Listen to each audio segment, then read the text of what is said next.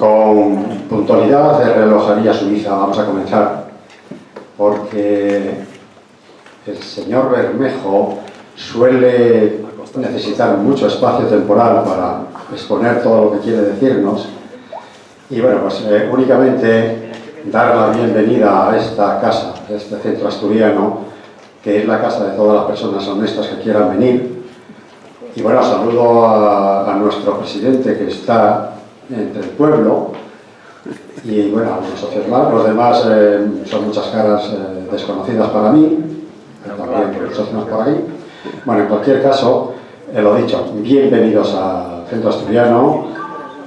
Aquí hay muchos actos culturales que se pueden sumar, no tienen más que seguir nuestra revista y verán como no hay tiempo para ver lo que ofrece el centro asturiano y cosas interesantes.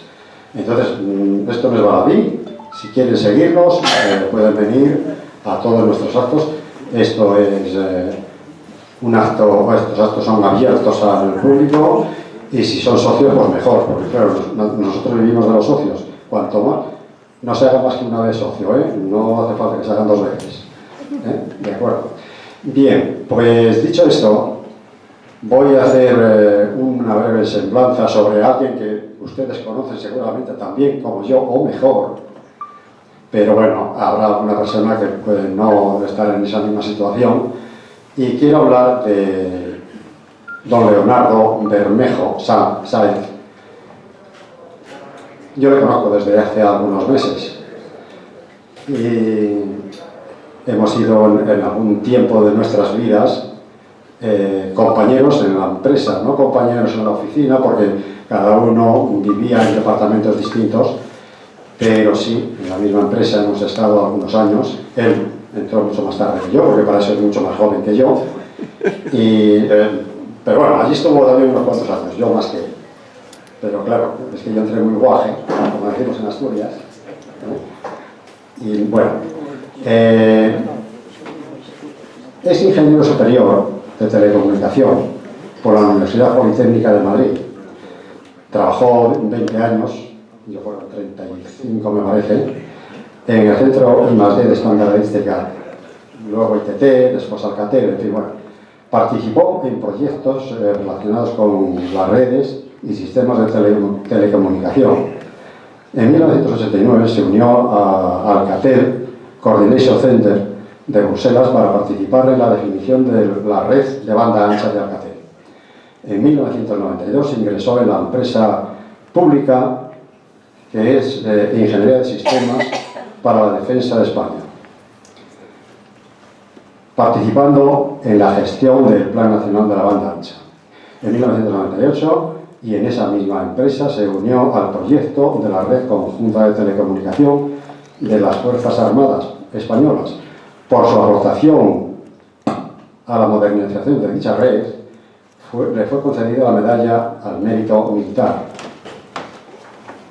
Paralelamente impartió durante años numerosos cursos de ingeniería del tráfico en España, Argentina y Brasil. Como aficionado y estudioso de la historia, por eso hoy lo tenemos aquí por fortuna para nosotros, ha elaborado un informe que nos mostró aquí a través del año pasado sobre el convulso siglo XIX aquí en España. Fueron unas conferencias apasionantes, extensísimas, y ahora nos reencontramos y nos viene a ofrecer a Felipe III, un rey que no es tan conocido como Carlos I, su abuelo, como Felipe II, su padre, pero que dice que en su tiempo de reinado España adquirió la mayor extensión territorial del mundo. Y bueno, pues como él luego va a necesitar mucho más tiempo del que le vamos a dar, yo me callo y le dejo el micrófono para que nos ilustre. Muchas gracias.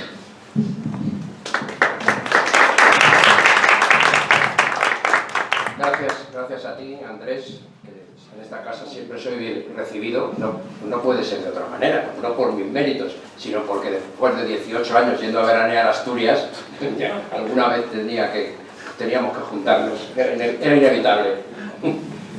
Bien, y dicho esto, vamos a empezar con Felipe III y voy a retirar el micrófono porque a mí me gusta que se me oiga en directo. Vamos a ver, sin más preámbulo, os doy las gracias a todos por haber venido, por supuesto, y sin más preámbulo os diré que en el siglo XVI, desde 1556 a 1598, durante 42 años, reinó en España Felipe II. Sí, tengo que hablar de Felipe II, es inevitable. El rey prudente. Su reinado había durado casi medio siglo y por primera vez una sola corona integraba territorios... No. Sí, perfecto. Territorios de todos los continentes conocidos del planeta. Le sucede su hijo Felipe III, que va a reinar desde la muerte de Felipe II en 1598 hasta marzo de 1621. Bajo el reinado de Felipe III, España va a alcanzar su máxima expansión territorial, pero desgraciadamente va a continuar el declive económico que ya había comenzado en la última década de Felipe II. Y dicho esto, mirad esta imagen. Vamos a empezar viendo esta imagen muy curiosa de un pintor francés. Yo lo digo todo de pie porque me gusta estar cerca de vosotros. Esta imagen curiosa es la entrada del duque de Alba en Rotterdam en 1567. El duque de Alba, como ya sabéis, era un hombre duro. ¿Me podéis encender, por favor, las de aquí delante, de aquí del público, para que puedan ver el mapa? Vale, así yo creo que estamos bien. Bien, entonces, esta imagen, como casi todas las cosas que nos pintan y nos cuentan de España, pues ya tiene errores. Ya desde 1568, desde 1844 que se pintó, ya ni en los cuadros cuentan las cosas bien. Tiene errores que me lo vais a decir vosotros, además. Aquí hay una cosa que está mal hecha. Bueno, por supuesto, la entrada del duque de Alba no sería tan gloriosa como pone aquí, porque no fue muy bien recibido, y además era de esperar, claro. Y tiene un error importante. ¿Cuál es? ¿Quién nos lo hace? Las banderas. Las banderas, Solasura es un cuadro muy famoso de este francés, que está en el Museo d'Orsay de París. Esa era la bandera roja igualdad, no tiene sentido, porque la bandera en esos momentos era una bandera blanca con la Cruz de Borgoña o de San Andrés, acompañada en algunos casos por algunos símbolos del noble que dirigía las tropas, pero esto es completamente absurdo. Bueno, pues muchas de estas cosas y de estos mitos nos los iremos encontrando. Adelante. Y como siempre voy a empezar con una música de la época, que es como me gusta empezar, y yo calladito.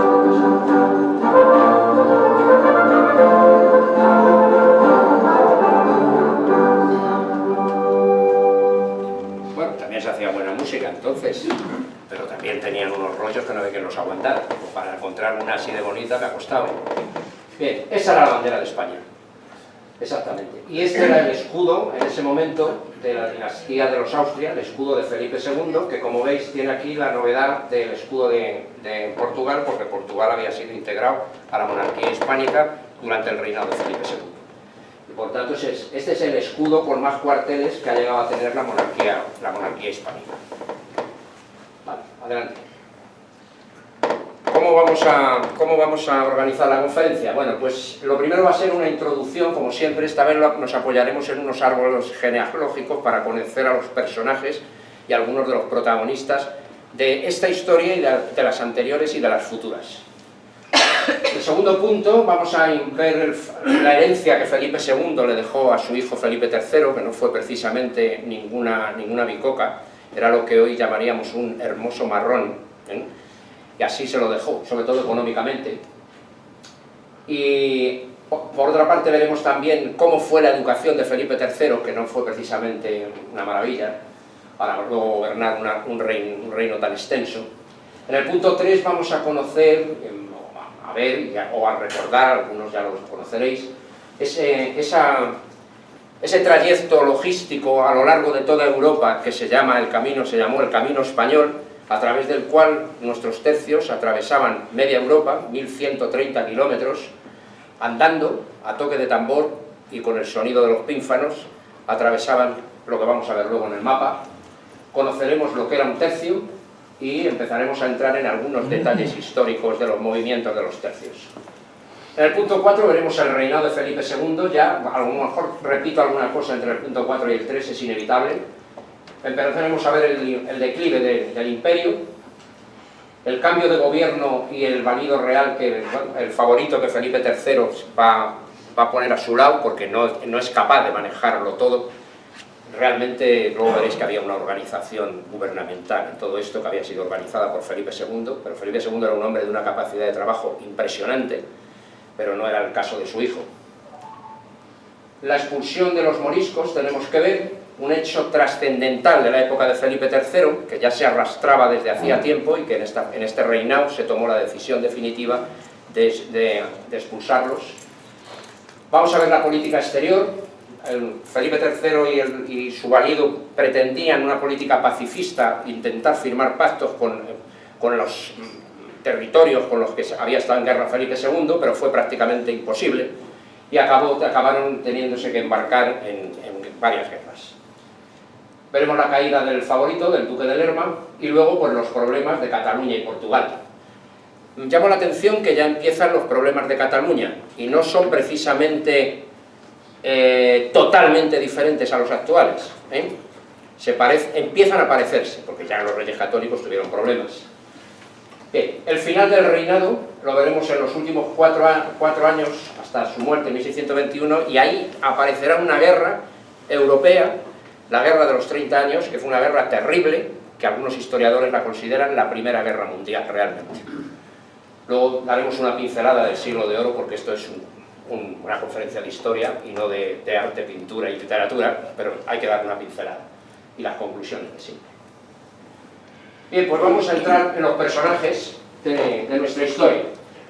Voy a empezar por la serie de televisión de Carlos Rey Emperador, como no podía ser de otra manera, donde aquí aparece el primer emperador español, Carlos I, y su esposa, nieta de los reyes católicos, la guapísima Isabel de Portugal, por lo menos eso dicen las crónicas de la época.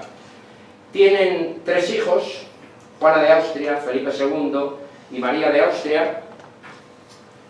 Si os fijáis, para hacerlo más cómodo a los que hayáis visto la serie, si os fijáis, nos ha dejado la serie en el momento en que Felipe II clama al cielo porque su padre ha muerto. Su padre ha muerto en 1558, él lleva 2 años reinando, porque empezó en 1556 su reinado, su padre había abdicado. Su hermana se ha casado con Juan Manuel de Portugal y hemos visto morir en la serie a Carlos I y a Juan Manuel de Portugal, si os acordáis, al rey de Portugal, y se queda viuda Juana de Austria. Y por el otro lado, su otra hermana, María de Austria, es un personaje fundamental en nuestra historia, como luego veremos más adelante, su hermana María, que se va a casar con Maximiliano II, emperador del Sacro Imperio Romano Germánico. Ese emperador, Maximiliano II, es ese chico rubito, hijo del hermano de Carlos, del hermano Fernando, que es emperador en este momento, que cuando muere Carlos, le deja la herencia de la monarquía hispánica a Felipe II y el imperio a Fernando. Pues este es su hijo, ese chico rubio que aparece en la serie y que ya empieza a dar la lata. Bien, Felipe II tiene 4 matrimonios, todos ellos por intereses políticos: Portugal, Inglaterra, Francia y Austria. Me interesa hablar sobre todo de Isabel de Valois, que tiene con ella 2 hijos, Catalina Micaela y Isabel Clara Eugenia. Isabel Clara Eugenia es la hija favorita de Felipe II hasta su muerte. Catalina Micaela se casa con el duque de Saboya, Carlos Manuel I. El duque de Saboya nos va a dar bastante guerra a los españoles, como ya veremos. Isabel Clara Eugenia se va a casar con el archiduque Alberto de Austria y Felipe II, antes de morir, les ha nombrado gobernadores de Flandes, de los Países Bajos españoles, de lo que hoy día más o menos es Bélgica. ¿Vale? Bien, los hijos de Felipe II Con Ana de Austria son Fernando, Carlos Lorenzo, no voy a entrar en ello. Felipe III, ahí aparece Felipe III. Bien, vamos adelante. Os habéis quedado, ¿no?, con María de Austria, abuela. María de Austria es abuela de Felipe III. Os habéis quedado con ello, ¿no? Bien, este encadenamiento que hay aquí en rojo es toda la dinastía de los Austrias, hasta Felipe V, que es un Borbón. Y esa cadena es la que vamos a seguir en este ciclo de conferencias. Hoy vamos a ver solo el reinado de Felipe III. En su momento veremos el de Felipe IV unido con el de Carlos II, que es más corto, para después en el tercero entrar en Felipe V y la guerra de sucesión, e intentar poner un poco las cosas en su sitio de una manera más o menos ecuánime, y no como nos están contando últimamente. Felipe V era un gran rey, Felipe II era otro gran rey, y lo que hubo por el medio pues fue la decadencia del imperio, y esa es la verdad. Bien, Felipe III tiene como hijos a Ana de Austria, a Felipe IV y Mariana de Austria. Tiene otros dos hijos que no están aquí puestos, Carlos y Fernando. Fernando, que era cardenal, le llamaban el cardenal infante porque le gustaban más las armas que los hábitos. Pero en fin, en cualquier caso, si os fijáis, este esquema tiene tres áreas. Un área de color morado, otro área azul y otra roja. La roja es la corona española. La de la derecha son los Habsburgo, los austriacos, o sea, los Habsburgo austriacos. Y con ellos hay matrimonio. Felipe III se casa con uno de ellos, una de sus hijas se casa con Fernando III de Habsburgo, uno de los hijos de Felipe IV, Margarita, se casa con Leopoldo I, emperador del Sacro Imperio Romano. Otra de las hermanas se casa con Luis XIV, el propio Felipe IV se casa primero con Isabel de Borbón, que es hija de Enrique IV de Francia, volveremos a hablar de ella. Ana de Austria, su hermana, se casa con Luis XIII, es decir, la dinastía, que es una dinastía austriaca, hasta Felipe V, tiene conexiones con los Habsburgo de Austria y con los franceses, que son borbones. Toda la cadena esta azul es dinastía borbónica, y por tanto Felipe V, que proviene de ellas, es el primer Borbón que reinará en España. ¿Ha quedado claro? Bien, ¿alguna duda en los esquemas? Personajes que nos interesan, por supuesto, Felipe y Margarita. De Luis XIII hablaremos, y en el anterior esquema, pues Felipe II y su abuela, y la abuela de Felipe III, María. Adelante. Vamos a ver un momentito el final del reinado de Felipe II. Bueno, Felipe II tuvo, entre las luces, tuvo una cosa muy importante que no está puesta ahí, aposta, para que no la leyerais. Fue realmente el que unificó la monarquía hispánica en un solo reino. Los reyes católicos mantenían separado, y posteriormente siguió la corona de Aragón, la corona de Castilla, Portugal no estaba unida. En este momento Felipe II llega un momento que unifica el reino de Navarra, el reino de Aragón, y el reino de Castilla y el reino de Portugal, y lo convierte por primera vez en un reino coherente, es decir, en un reino que ocupa lo que hoy es la península ibérica entera. Eso aparte de las posesiones ultramarinas y europeas, pero es la primera vez que es un reino unificado. Aquí ya no hay el rey de Aragón, ni el rey de Navarra, ni tal, se ha acabado. Están las cortes de Navarra, las cortes de Aragón, eso sí, las cortes de Castilla, pero el reino es único. Además de completar la unidad ibérica, preservó intacto su mayor fuente de poder y de dinero, las Indias occidentales, el Imperio americano. Mantuvo la máquina militar de España en marcha y revitalizó la marina. Lo que pasa es que esa máquina militar va a empezar a crujir, como veremos. La monarquía integró territorios de todos los continentes, por supuesto, y tuvo una luz que no sé si es una luz o una sombra. Gobernó de una manera excesivamente exclusiva. Era un rey absoluto, evidentemente. Como rey absoluto, pues se aplicaba el absolutismo. Él era el rey de todo. Pero, sin embargo, sí empezó a hacer una cosa bien, y es a soltar responsabilidades en una forma de gobierno, de consejos, de la que luego hablaremos. Es decir, era un rey absoluto, pero sabía que necesitaba un esquema de gobierno debajo de él. Y trabajaba como un auténtico salvaje. Para daros una idea, hay un historiador que comenta que está documentado que en un día, Felipe II, en un día extraordinario, claro, gestionó es decir, leyó y comprendió y firmó la respuesta correspondiente para los diferentes puntos del imperio de 400 documentos en un día. O sea, cuando ahora nos dicen que alguien se inunda de papeles en una oficina, pues imaginaros, este hombre hasta altas horas de la noche llegó a gestionar en un día 400 documentos, que luego veremos cómo era el camino de esos documentos. Bien, las sombras, pues evidentemente demasiadas guerras. Se metió en todos los charcos, a lo cual le ayudaron mucho Inglaterra y Francia, como no podía ser de otra manera.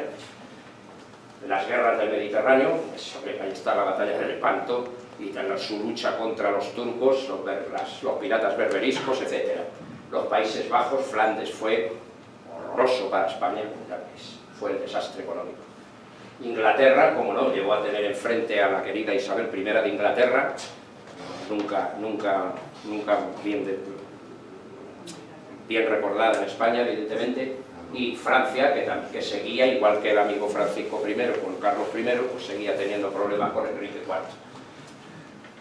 Consecuencia, agotó los recursos económicos con gastos militares, un lujo escandaloso, un esplendor eclesiástico. La jerarquía eclesiástica se comportaba igual que los nobles, participaba en fiestas, tenía sus relaciones femeninas, usaba armas sin ningún problema, en fin, un aparato burocrático impresionante.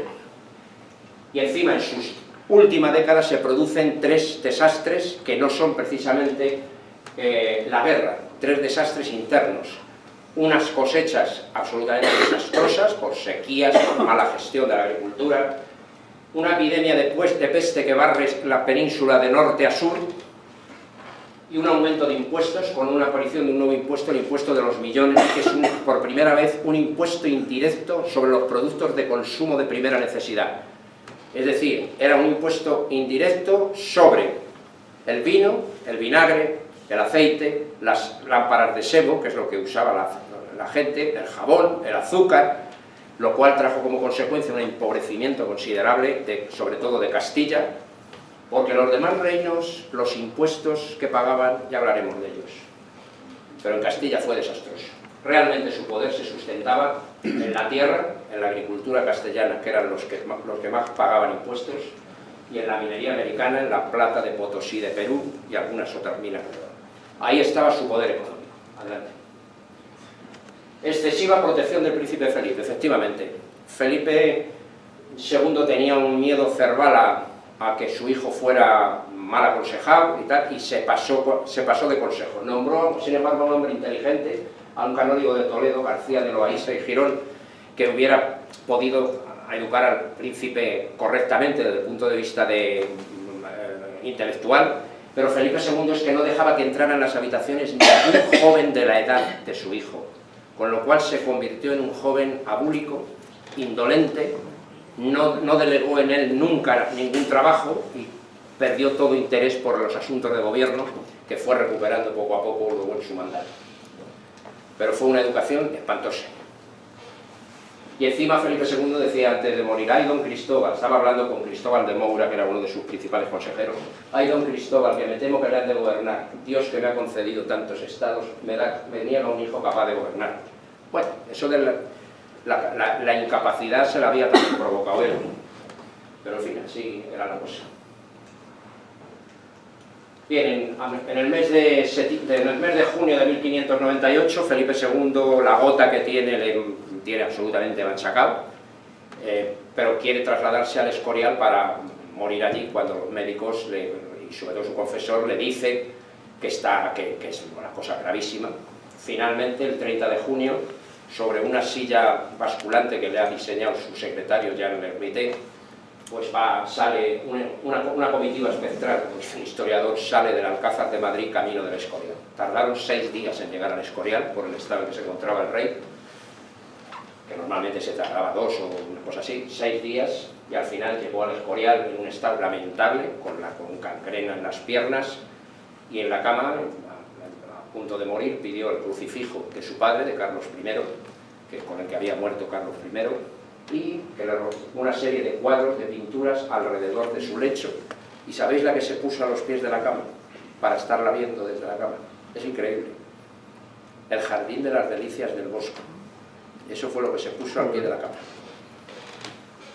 Bien, y ahí falleció el 13 de septiembre de 1598, probablemente el rey más poderoso de Europa y uno de los mejores reyes que ha tenido este país, a pesar de lo mucho que ha sido denostado. Hoy día los historiadores pasan claramente por la trituradora muchas de las opiniones que se han tenido sobre Felipe II. Era igual que todos los monarcas de la época, y las cosas que hacían sus ejércitos era lo que hacían los ejércitos de los demás también, o peor. O sea que, vamos a entrar en una situación, en un asunto, antes de meternos en el reinado, vamos a entrar en qué era eso del camino español. Pues era el camino de las Fuerzas Armadas Españolas de entonces, que se configuraban en tercios, las fuerzas terrestres. Esos tercios iban por lo que se llaman algunos historiadores la cremallera de Europa. Vamos a intentar a ver si consigo explicarlo. No sé si se ve bien, no hemos podido hacerlo mejor. Bien, los primeros tercios, aquí el problema que tenían es que por el norte, por el Canal de la Mancha, para poder llevar las tropas a Bélgica, enfrentarse con las fuerzas de los holandeses, de las llamadas Provincias Unidas, que era nuestro enemigo principal, el protestantismo se había colado desde Alemania por Holanda, y se había extendido, y además estaban haciendo el calvinismo al mismo tiempo, y Felipe II, en cuanto llegó a hablar del protestantismo y de todo eso, dijo, se acabó, porque la religión era la ideología de la época sobre la que se apoyaba el poder. Es decir, no la midamos con nuestra escala de valores. En aquel momento la religión era usada por todos como forma de convencer a las masas para que intervinieran en los conflictos.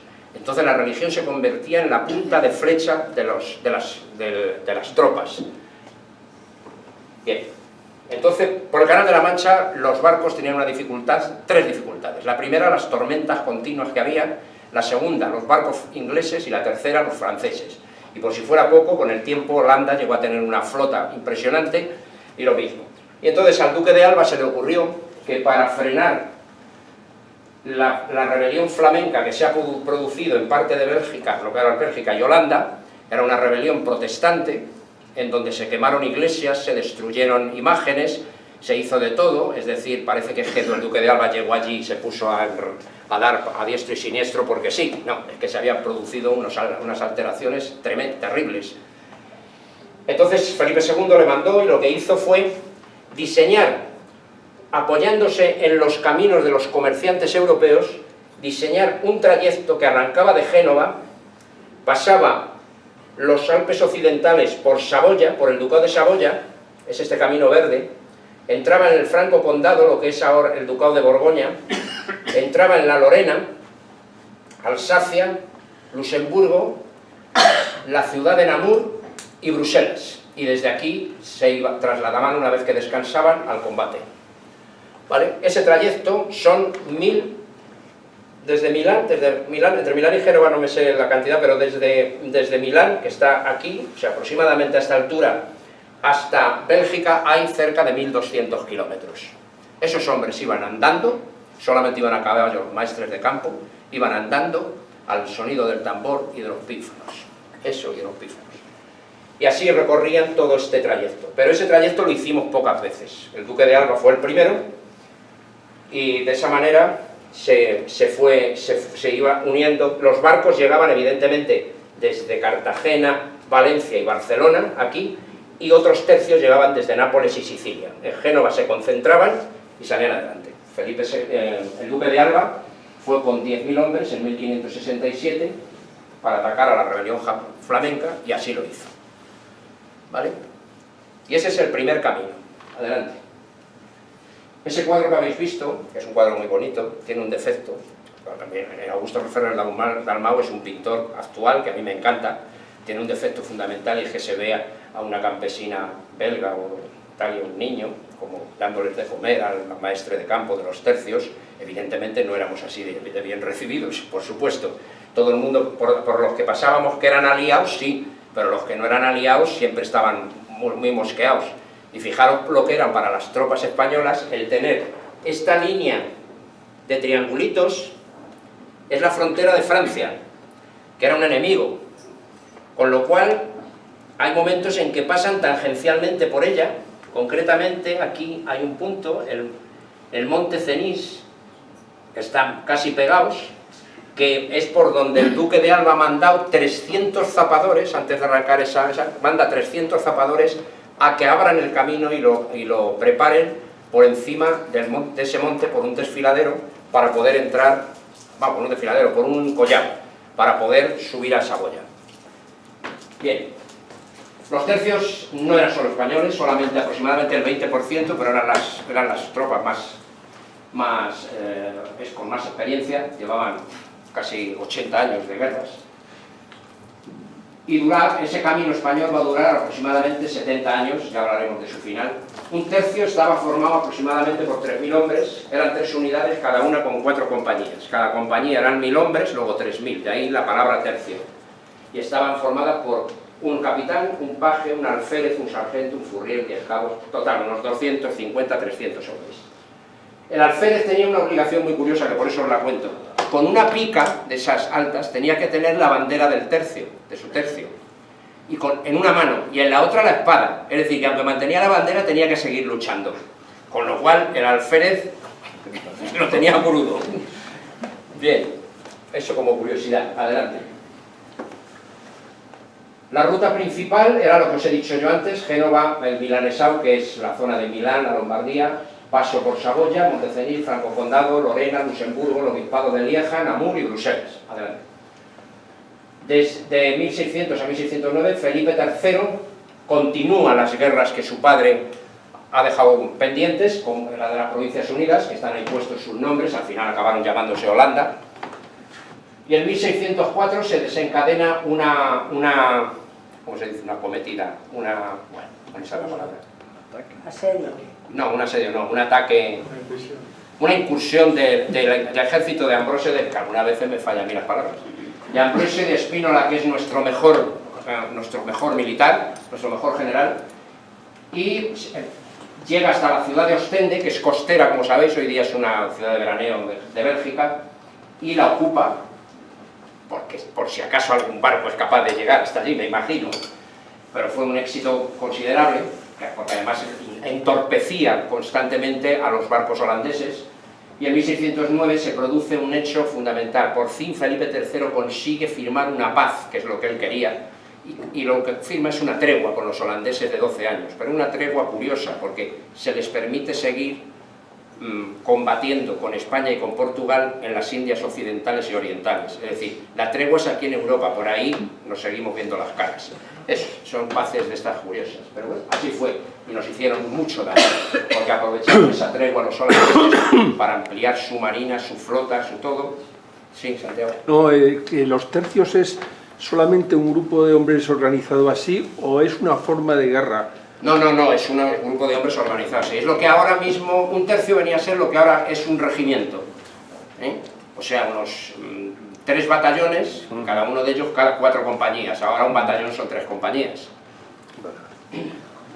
Adelante. Entre el año 10 y el 26, ese duque de Saboya, que está casado con Catalina Micaela, es decir, con una hermanastra de Felipe II, empieza a darnos la lata. Tiene mucho poder Saboya, porque es un ducado que es fronterizo con Francia, con lo que llegará a ser en su día Italia, y con lo que Francia, Italia y Alemania. Es decir, o Suiza, está en un enclave, en una encrucijada que le permite andarse pasando de aliado de un día para otro, pero a España le hace mucho daño. Fijaros que Felipe II, en una de las primeras guerras del norte de Italia, le había nombrado capitán general de todos los ejércitos españoles a este caballerete, y al cabo del tiempo, en esta época, bueno, pues se va, en este tratado de Brósolo, se une a Francia, y tiene mala suerte. Cuando van a entrar en guerra con España, es asesinado el rey de Francia, Enrique IV, es apuñalado por pues no sé, pues en aquella época sería un terrorista, no sé. Y el duque tiene que pedir perdón a Felipe III y decir, bueno, esto se ha acabado, no pasa nada, hombre.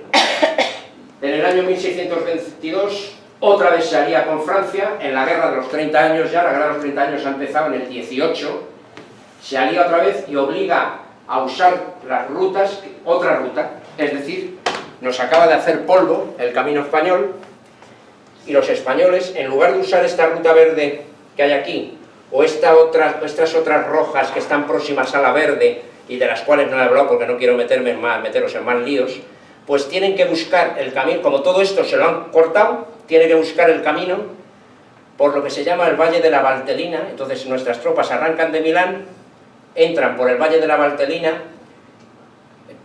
que está ocupado por los suizos y por una etnia que se llaman grisones, que aunque tenga nombre de tribu sudamericana, son suizos, y entrar por el Tirol, dar toda esta vuelta o algunos tramos intermedios para subir por la Lorena y llegar a Bélgica. Con lo cual nos han dado un buen empujón, y bueno, eso tiene sus consecuencias. Eso es lo que cuento aquí. En el 26 se produce otro tratado entre España y Francia, y automáticamente el duque de Saboya se queda colgado. Bueno, ya llegó un momento que a Luis XIII de Francia acabó enfrentándose con el duque de Saboya y le derrotó, y se acabó el duque de Saboya ya, porque llevaba 30 y tantos años pasándose de uno al otro y dando mucha guerra, claro.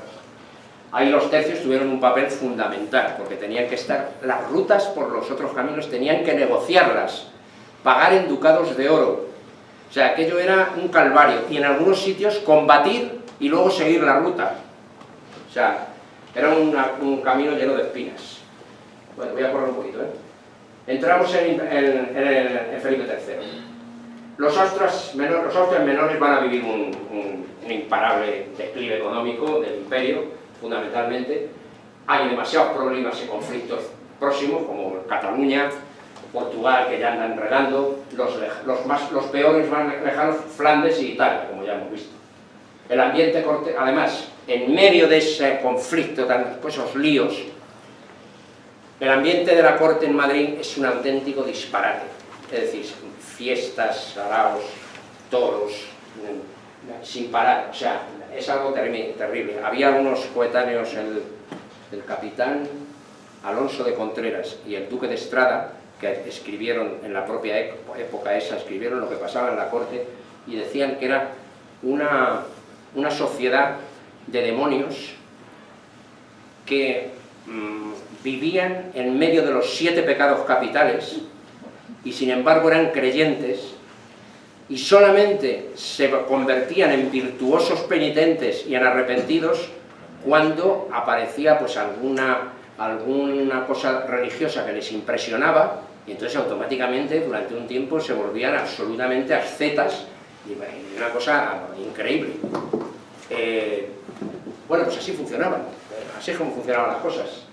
El despilfarro económico y los gastos, lo único que hacían, la corrupción y las guerras, pues convivía con una pobreza de la población terrible. Ya sabemos que en la última parte de Felipe II, el hambre, así volveremos a ello, con religiosos honrados que ayudaban a la gente humilde, y con soldados que cumplían con su deber en los frentes de guerra.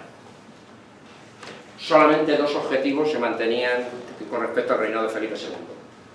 Una alianza permanente con la rama alemana de la Casa de Austria, con los Habsburgo, y un apoyo al catolicismo en toda Europa, Mediterráneo, África y América, sin duda ninguna. Esos eran los 2 objetivos que se van a mantener durante todo el reinado. En el cambio de reinado, ya hemos hablado de que el tema de las cosechas en la época de Felipe II, adelante, pero es que encima se producen hambres, evidentemente. Hay una bancarrota del Estado, de las 3 veces que dio bancarrota Felipe II del Estado y que dejó de pagar, pues una de ellas se produjo en ese momento, precisamente. Y encima, después del hambre y de la pobreza, pues llega la epidemia de peste de la que os hablaba antes. La consecuencia es que además hay fracasos bélicos en Francia y Países Bajos, con lo cual se necesita recolectar más hombres para mandarlos al frente, lo cual cada vez es más difícil. Aún así lo consiguen, y Castilla entra en un declive demográfico brutal. Los pueblos y las ciudades son diezmados. Evidentemente las muchas otras regiones del país no aportan casi nada, muy poco, y ya en el principio del reinado de Felipe II aproximadamente 600.000 personas ha perdido el territorio. Tened en cuenta que en ese momento en la península no había más de 7 millones de habitantes, es decir, que es una cantidad importante. Y en medio de todo eso, Don Quijote, Miguel de Cervantes Saavedra escribe el primer libro del Quijote. Es increíble, con esta miseria, con esta pobreza, el propio Cervantes lo ha sufrido, como sabéis. Bueno, pues la consecuencia de todo esto es que hay un cansancio y una depresión, sobre todo psicológica, en la gente. Se ha perdido la ilusión por las épocas de Felipe II y de Carlos I, entra un sentimiento de fatalismo social considerable, y la consecuencia de todo eso, ese cocido que se está preparando, nos lleva a que en el cambio de siglo ha nacido una cosa que se llama la picaresca. Es decir, pero no es la picaresca del Lazarillo de Tormes y sus amigos, es la picaresca de la gente pobre y de los nobles. Son igual de pícaros. ¿En qué sentido? En el sentido de queremos comer sin trabajar. Es decir, la nobleza quiere vivir de lo que viene de América, de la plata que le llega de vez en cuando de América. La pequeña burguesía que había, de hombres de negocios marítimos y tal, lo mismo, y los pobres pues empiezan a hacer lo mismo. Queremos comer sin trabajar. ¿Y cómo se come sin trabajar? Pues robando, engañando, y entonces tenemos un país que es un auténtico desastre en ese momento. Y a pesar de todo, estamos en el siglo de oro. Estamos con Cervantes, con Calderón, con Lope de Vega, con los pintores, o sea, era increíble, pero fue así. Y claro, en ese meollo tenía que aparecer alguien un poco inteligente, y esos son los llamados arbitristas. Son la gente de la Universidad de Salamanca, ahí tenéis un par de nombres, González de Cellórico y Tomás de Mercado, hay muchos más, no me voy a meter en ello. Empiezan a analizar la situación y proponen arbitrios o mejoras a la monarquía, al duque de Lerma y a Felipe III. Esas mejoras son reducir los gastos del gobierno, claro, por no decir los gastos de la monarquía y la nobleza, una forma muy fina de decirlo. Reconducir el sistema tributario castellano, ya está bien de que todo lo pague Castilla y hay que exigir que el resto de los reinos aporten más, porque si quieren recibir los beneficios del imperio, pues a pagar. Estimular la inmigración para repoblar Castilla, que se ha despoblado tremendamente. Tener en cuenta que Castilla era la región más poblada de España en ese momento. Era una auténtica, había sido hasta ese momento una eclosión impresionante, la cantidad de gente que vivía en Castilla. Era el grueso del país estaba en Castilla, pero quedó diezmada absolutamente. Mejorar y ampliar los regadíos, no había apenas regadíos. Hacer navegables los principales ríos peninsulares, no lo consiguieron. Y estimular y proteger la agricultura y lo que llamaban industria, que me imagino que la mitad eran artesanos. Tampoco lo consiguieron excesivamente. Es decir, propusieron cosas que a mitad de ellas no se hicieron caso. Pero bueno, había un plan de gobierno de hacer cosas que en el futuro se irán haciendo, no todas. Aquí me interesa concentrar la idea nada más en que veáis cómo era Castilla en ese momento. Castilla era todo lo que está aquí en Tecnicolor. No es que vivieran en Tecnicolor sus habitantes, ni mucho menos.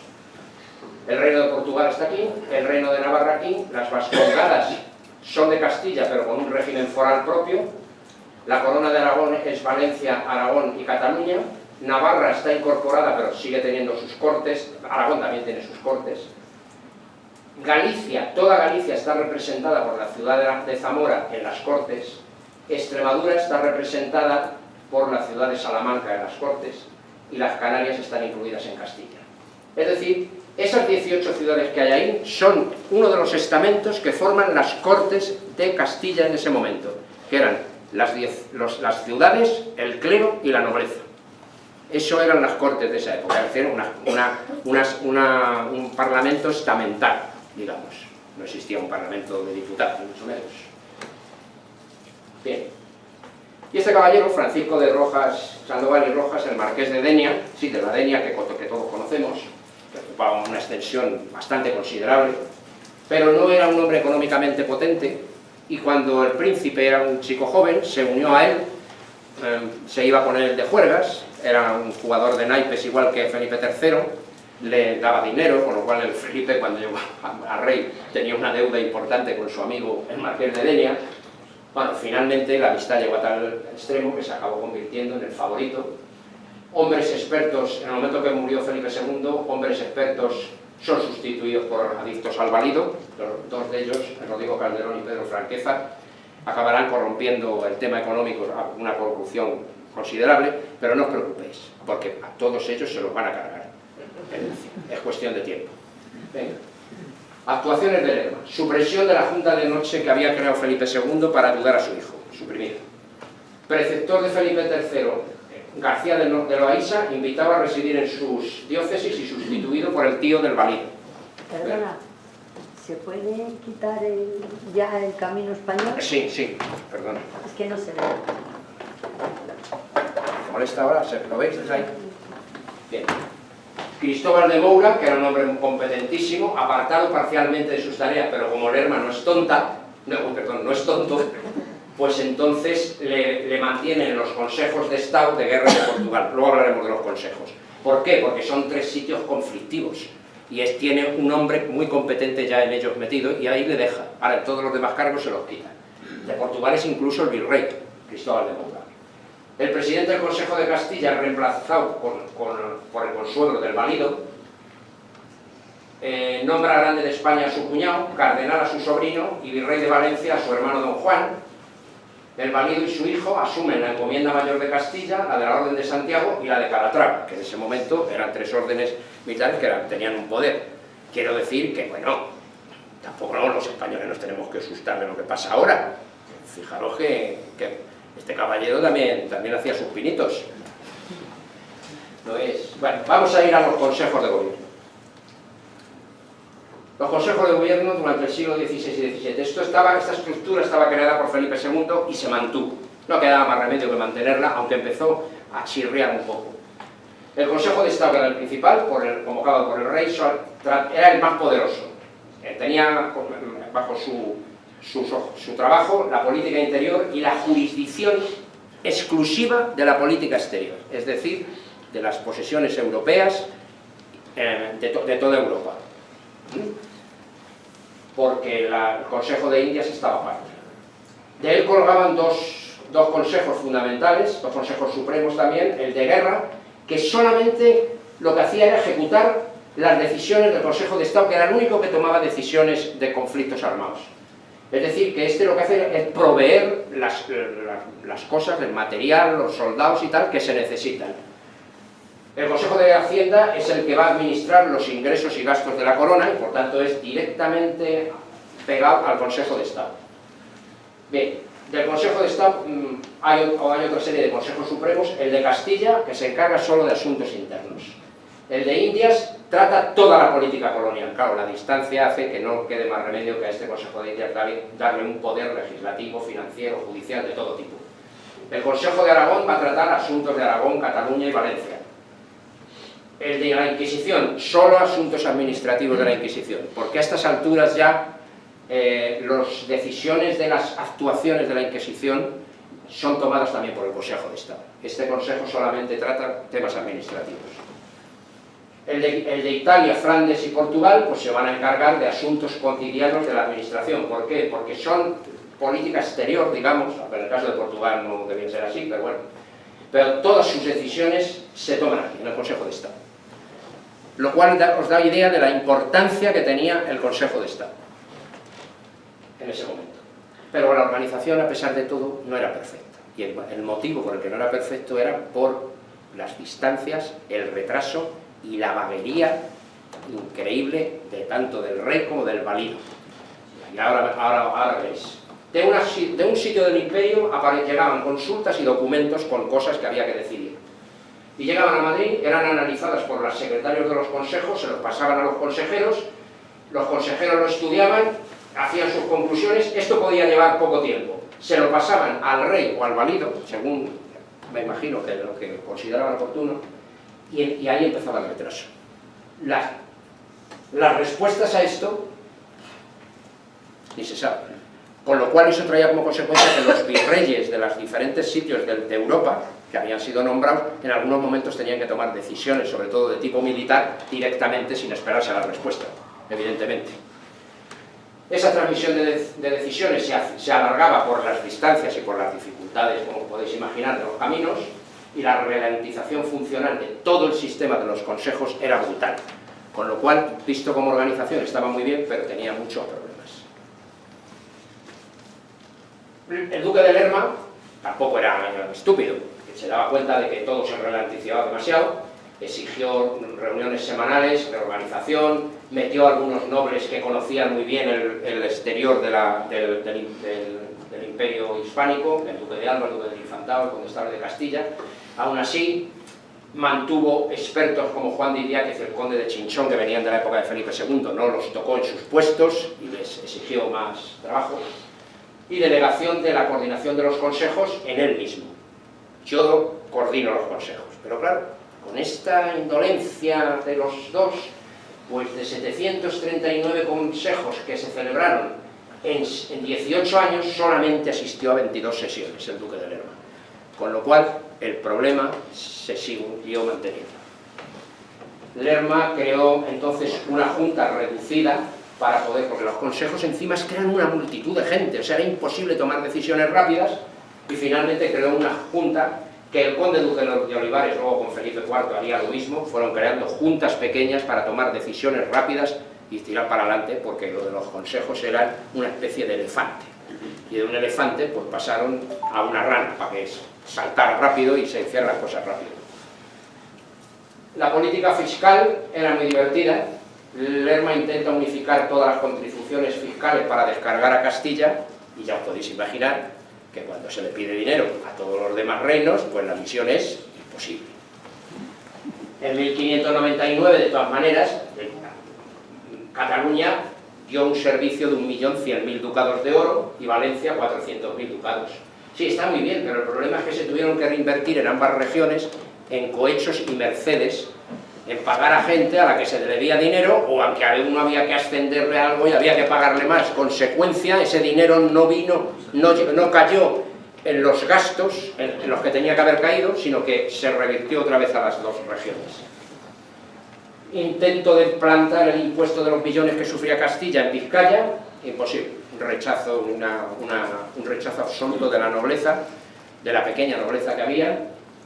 Y el gobierno de Lerma no se le queda más remedio que dedicarse a vender cargos y jurisdicciones para recolectar dinero. Además, se tiene que apoyar en judíos portugueses y también genoveses para conseguir dinero, que son los que tienen la banca, para conseguir créditos, y encima manipular las monedas que existían entonces, las monedas de vellón, que eran una aleación de cobre y plata, pues cada vez tenían menos plata y más cobre. Y la diferencia entre el precio real y el precio de mierda, por decirlo de alguna manera, que tenía la moneda, pues era lo que ganaba la corona.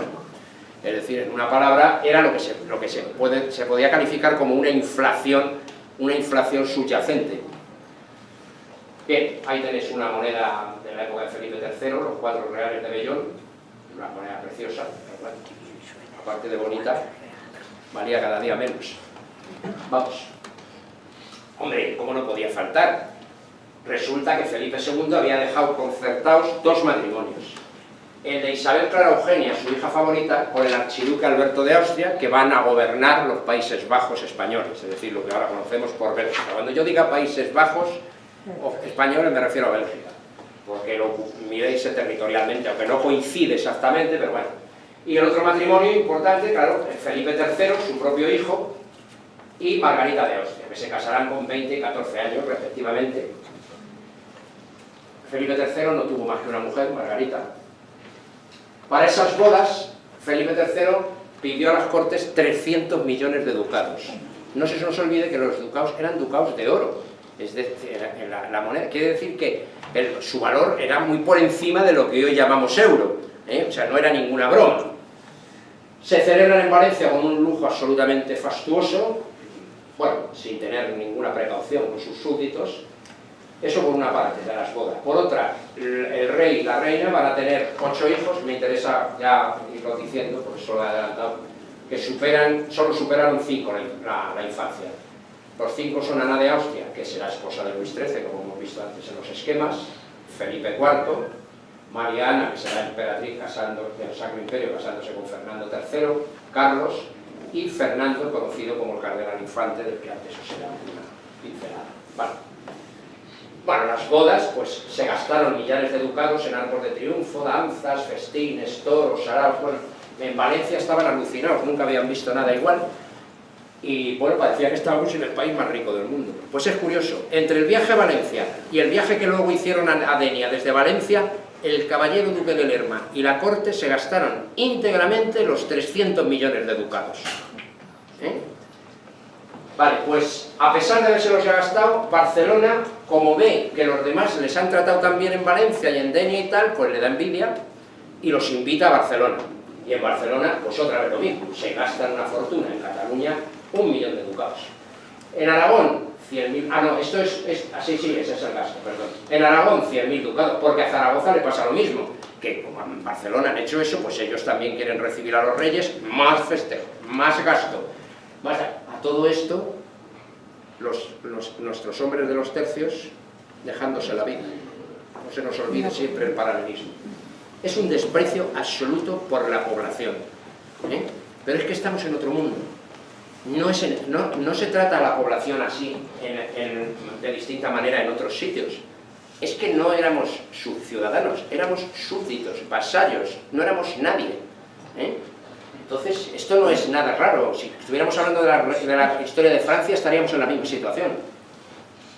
Bueno, la llegada a Madrid es todo gasto y exageración. Se llegaron a destruir casas alrededor del Alcázar de Madrid para que pudieran pasar las comitivas y las carrozas. Se destruyeron casas directamente y se acabó.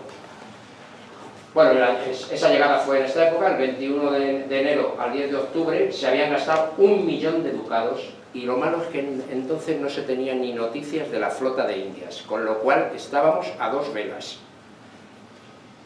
Ya de esto de la irresponsabilidad prefiero no hablar, porque ya lo he dicho. Bueno, como no teníamos bastante, y como no nos gastábamos bastante, y esto era un cachondeo, pues ya vamos allá a la locura total. En el año 1601 el duque de Lerma y algunos jerarcas de la iglesia convencen al rey de que en Madrid hay muy mal ambiente, que hay mucha gentuza y que hay que trasladarse a Valladolid, que es una ciudad más sana y más tal. Y van y se trasladan a Valladolid y se tiran allí 5 añitos y pico. Bien, el traslado a Valladolid, bueno, si leéis en la historia del Marqués de Lozoya la descripción que hace del viaje si alguno tenéis la historia de España del Marqués de Lozoya, por favor buscarlo y leerlo, que no tengo aquí ninguna nota, porque es que merece la pena. No sé si tengo... Sí, bueno, ahora os comento una cosa. Sí, la tengo, sí, me creía que no había traído la nota, pero sí, está aquí. El Marqués de Lozoya dice en su historia: la consternación de los madrileños y los desesperados intentos del cabildo fueron inútiles. Incluso hubo intentos de soborno. Las iglesias se llenaban de fieles angustiados y procesiones de disciplinantes recorrían las calles pidiendo misericordia para que el rey y su corte no abandonaran Madrid. Pero nada de esto impidió que el 11 de enero de 1601 el rey tomase el camino de Valladolid. La reina le siguió 4 días después y durante varias jornadas los caminos se llenaron de carruajes, cortejos e innumerable servidumbre, formando una pintoresca caravana que además iba recibiendo la constante visita de pícaros que hicieron su agosto. O sea, os imagináis la escena, por la carretera Madrid-Valladolid, pues debe ser muy divertida. Encima les iban robando, claro, porque estos eran unos irresponsables. Bien, otra de las cosas que le interesaba a Lerma para salir de Madrid era precisamente la gran mujer emperatriz María de Austria, que vivía en el convento de las Descalzas Reales desde que su marido, el emperador, había muerto. Esa mujer, abuela de Felipe III, era una consejera, era la mejor consejera que tenía Felipe III y además la escuchaba. Lerma la tenía pánico y esa dicen que es otra de las posibles cuestiones por las que se llevó a la corte de Valladolid. Y esta otra, por supuesto, especulación inmobiliaria. ¿Pero dónde estamos? ¿Estamos donde estamos? Ya hasta aquí. ¿Cómo es la especulación inmobiliaria? Pues muy fácil. Antes de ir a Valladolid se compran todos los palacetes y las casas alrededor de la que va a ser el nuevo Palacio del Rey en Valladolid a precio barato. Cuando llegan allí la corte y empiezan a llegar gente trasladada para eso, tiene que pagar una cantidad de dinero absolutamente impresionante por casas que no valían, hace 2 días no valían nada. ¿Y quién las ha comprado? Pues el duque de Lerma. Bueno, y en el año 1606, ¿qué pasa? Pues exactamente lo contrario. Antes de decidir venirse a Madrid, el duque de Lerma ha comprado muchas de las cosas que han sido abandonadas en la ciudad de Madrid, porque es que eran miles de personas las que se movían, casas, palacetes, etcétera, los ha comprado. Y cuando llegan aquí, a pagar otra vez. Con lo cual aquí está la gran fortuna del duque de Lerma. Vamos a entrar en un sitio un poco delicado. La expulsión de los moriscos. Fijaros, yo no soy antiyihadista como cualquier persona razonable, pero a mí me da igual que tener musulmanes que no tenerlos en el país. Lo que ocurre es que, fijaros que, sin embargo, la expulsión de los moriscos, que fue un acto, finalmente fue un acto racista, digámoslo claro, no sabemos las consecuencias que hubiera tenido si no se hubiera expulsado, que ahora iréis viendo por qué.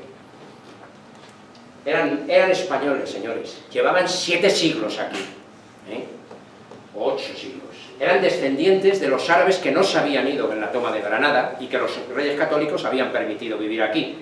En algunos momentos con diferentes legislaciones que les permitían ejercer su religión, en otras medio ejercerla, en otras prohibirlo, eso va variando. Pero se resisten a cristianizarse definitivamente y a hispanizarse. Tienen sus propios líderes, su clase dirigente, en los pueblos viven en una zona separada, ellos mismos, no... Bien, Felipe II lo había considerado, pero no tuvo apoyo. Felipe III va a decidir su expulsión en una fecha curiosa, 9 de abril de 1609. ¿Y esto por qué? Pues porque, por esta última parte, no está aquí, bueno, pues lo digo yo.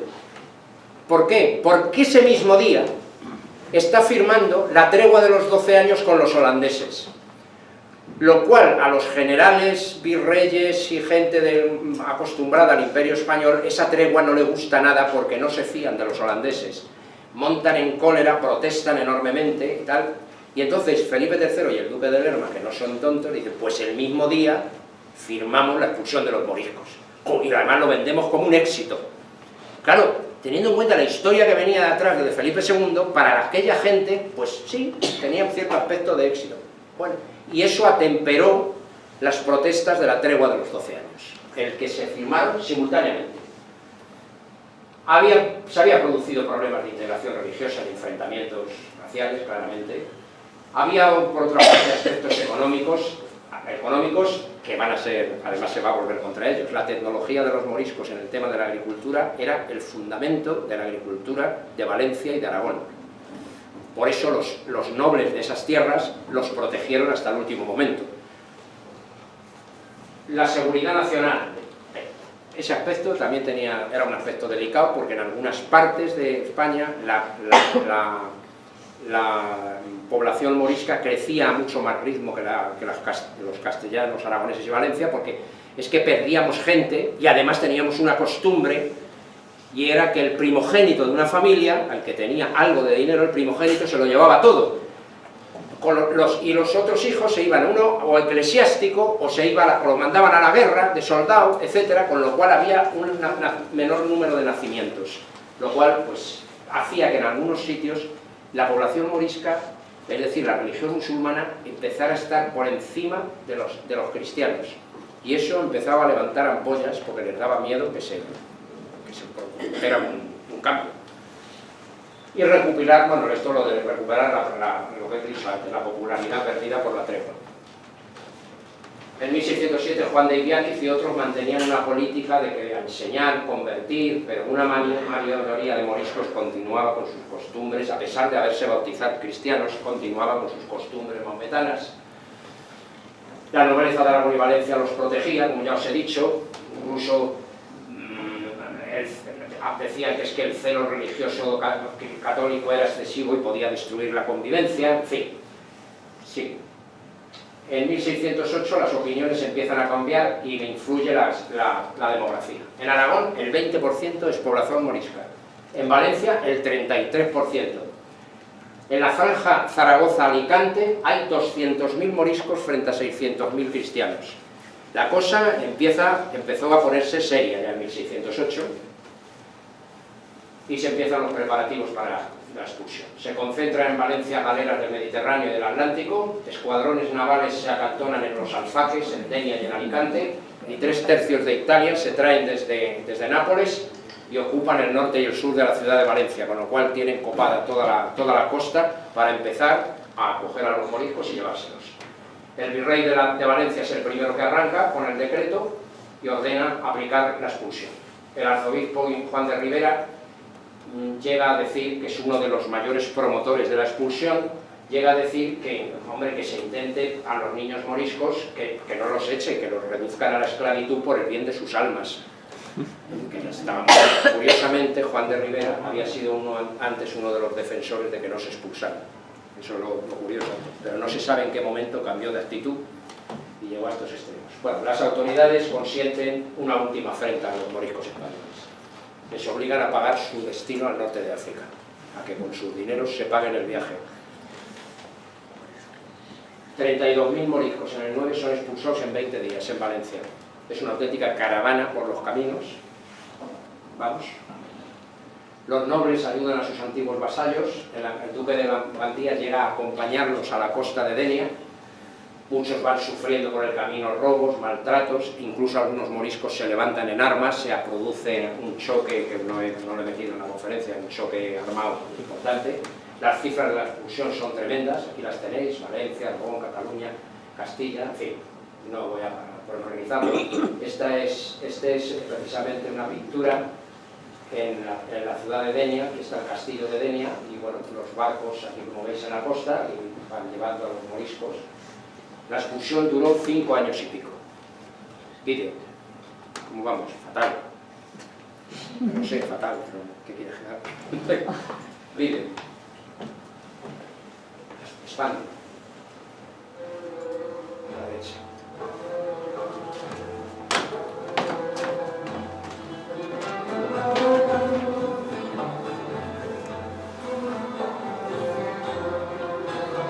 Ese es el decreto de expulsión.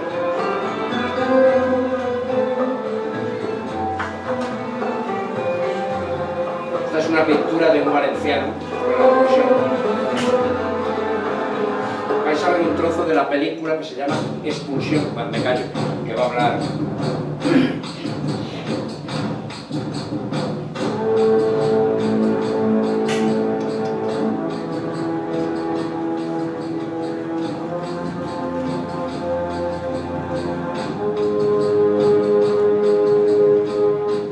En 1609, 300.000 personas fueron expulsadas de los reinos de España por ser descendientes de musulmanes. Su expulsión se decidió como pretendida solución a los problemas de España y fue en términos cualitativos la mayor expresión de intolerancia y de rechazo expresadas entonces en Europa.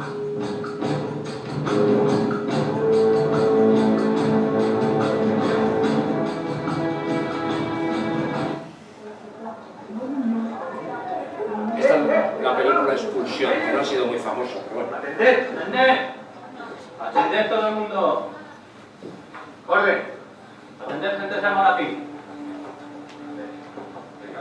A todos los aquí presentes se anuncia que por orden de don Antonio Jiménez de Urrea y Manrique de Lara, conde de Aranda y señor de estas tierras, y por mandato de su majestad el rey Felipe III, se ordena que todos los llamados moriscos, así hombres como mujeres con sus hijos, deben abandonar Almonacid. Deben abandonar Almonacid y por extensión todo el reino. En un plazo máximo de 10 días vayan a embarcarse a la parte donde el comisario les ordena. Y el que no consiga, incurra en pena de vida, que se ejecutará irremisiblemente.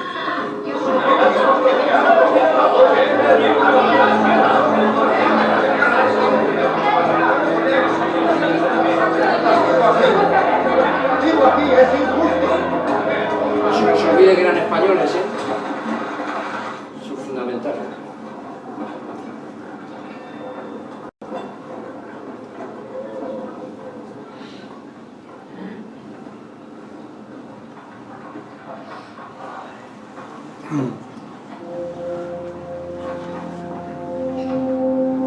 Almonacid es Guadalajara, ¿no?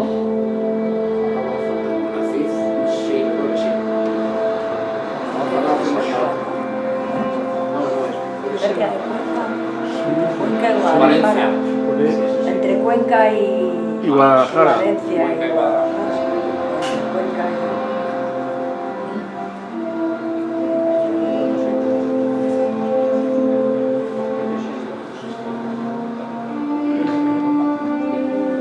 Al caer la tarde hemos llegado al mar. La primera parte de nuestro viaje parece que ha terminado. Contemplar la playa vacía ha sido para todos un momento que nos costará olvidar. La belleza de la vista y lo que significa para nuestras vidas son una extraña amalgama que solo el tiempo nos permitirá apreciar.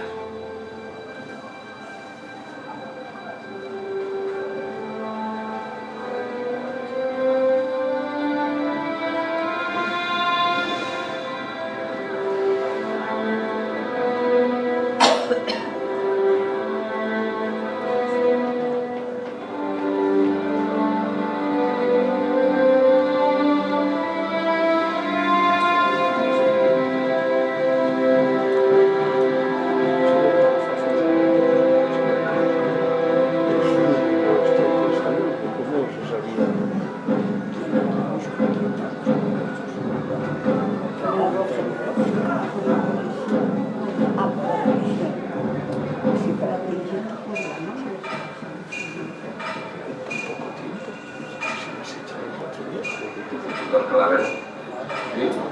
¿Quién me reclama?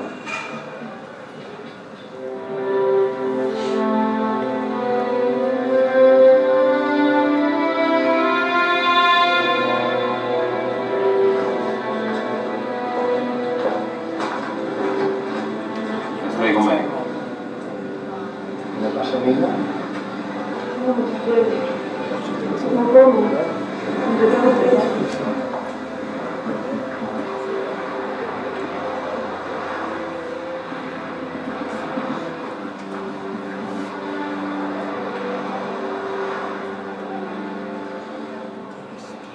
Por almacenar 1.517 personas.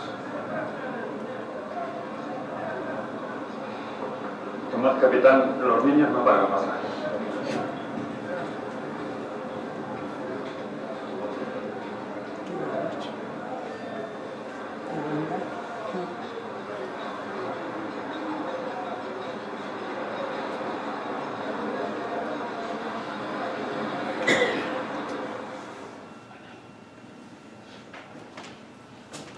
No lleva nada, o casi nada.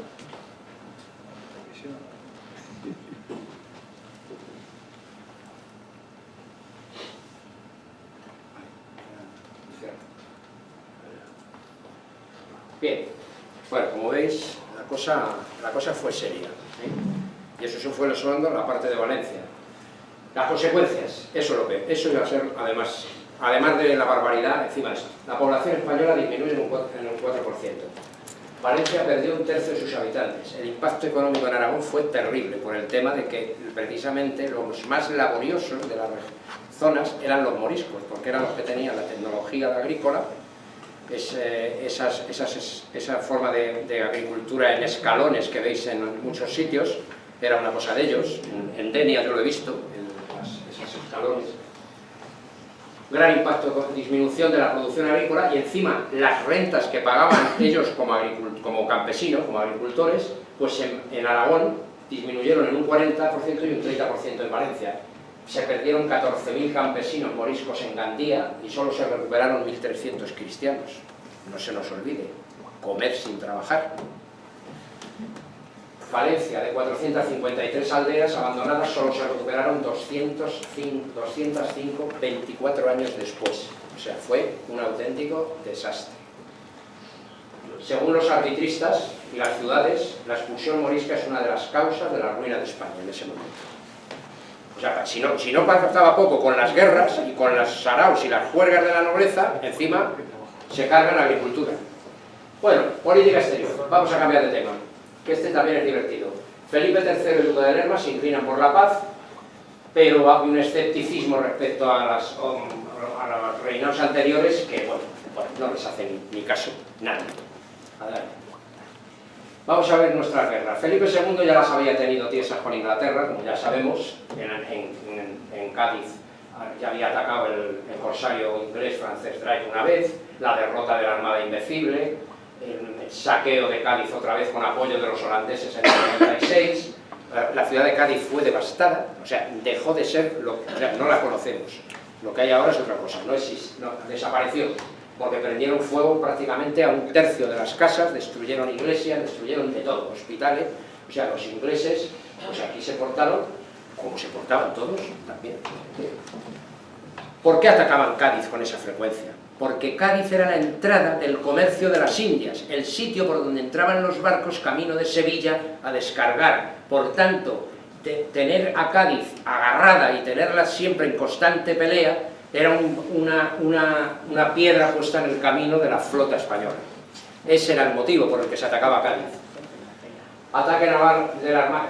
Y a pesar de todo, Felipe II rearmó una armada en el 96 y atacó a Irlanda, a los ingleses en Irlanda. En el 97, ataque español a Irlanda y una tempestad igual que a la Armada Española. Primero nos sacuden y después a la vuelta nos coge el Canal de la Mancha y nos machaca los barcos. O sea, como de costumbre. Felipe III tiene que seguir la guerra, manda expediciones navales para apoyar a los católicos irlandeses y sobre todo porque ya están pidiendo además la independencia, además de ser católicos.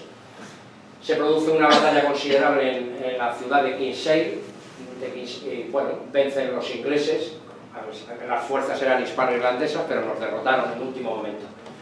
Esto de los socorros de Kinsale además trajo cola porque al general español que estaba allí, o al maestre, o el marino que lo llevaba, ahora mismo no me acuerdo el nombre exacto del cargo, bueno, acabó siendo ajusticiado por la retirada. O sea, en julio del 3, Jacobo I, rey de Inglaterra, en Irlanda y Escocia, al morir Isabel I. En el momento que nombran a Jacobo I, rey de Inglaterra, y ha desaparecido Isabelita, automáticamente comienza la paz con España. En el 604, paz de Londres y establecimiento de relaciones comerciales. Es inmediato. La muerte de Isabel I es pues, como un regalo caído del cielo para España. Pero en el 21 fallece Felipe III.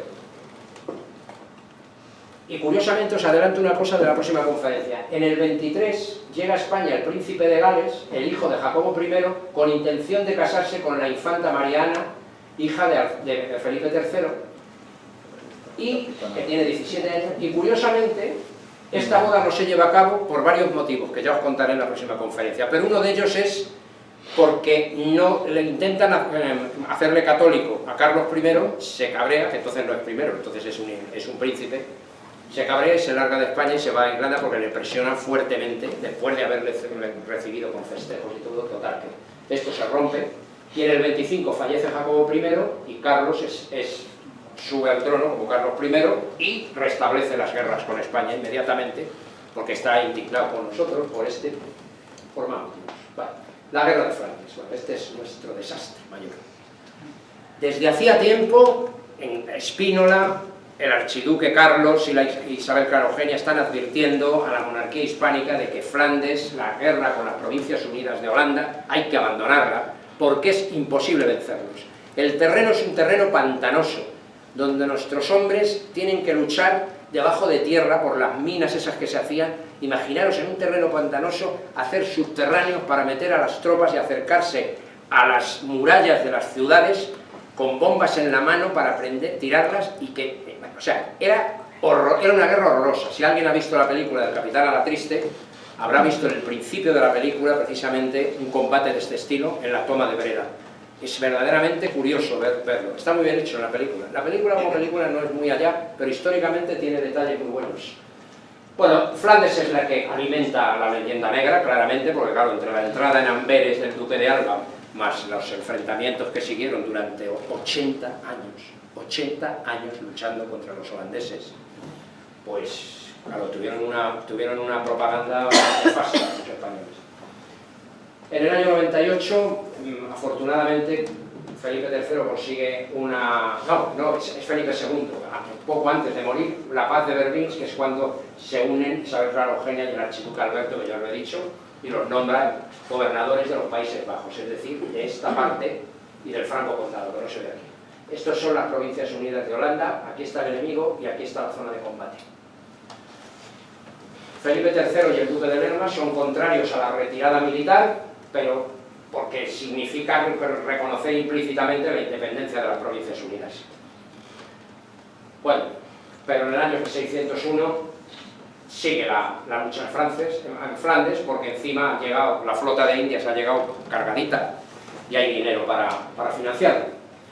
Ambrosio de Spínola toma la ciudad de Ostende, que ya lo hemos visto antes. Ofensiva de los tercios, se meten dentro de las Provincias Unidas y hacen una ofensiva, consiguen recuperar posiciones en el Rin de Alemania y cortan las comunicaciones de las Provincias Unidas con Alemania. Es decir, han cortado la conexión de los protestantes holandeses con los alemanes, y con lo cual hace un daño considerable porque dejan de recibir refuerzos.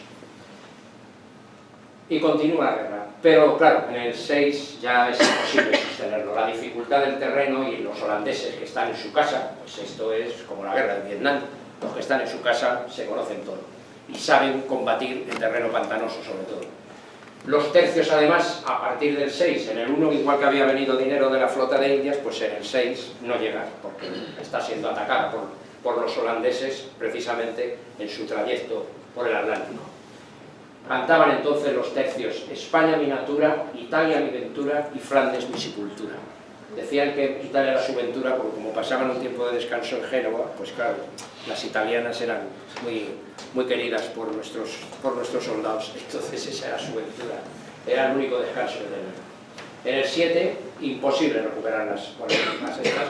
Holanda también está esquilmada económicamente y llega la hora de negociar. Y así se negocia el Tratado de Amberes, la tregua de la que hemos hablado antes. Sigue. Italia y Francia. Pues aquí está nuestro amigo, el duque de Saboya va a aparecer. Guerra con Francia, sin la paz de Berlín, que ya hemos visto. Este es Enrique IV de Francia. Bueno, se enredan con el ducado de Saboya para recuperar un territorio.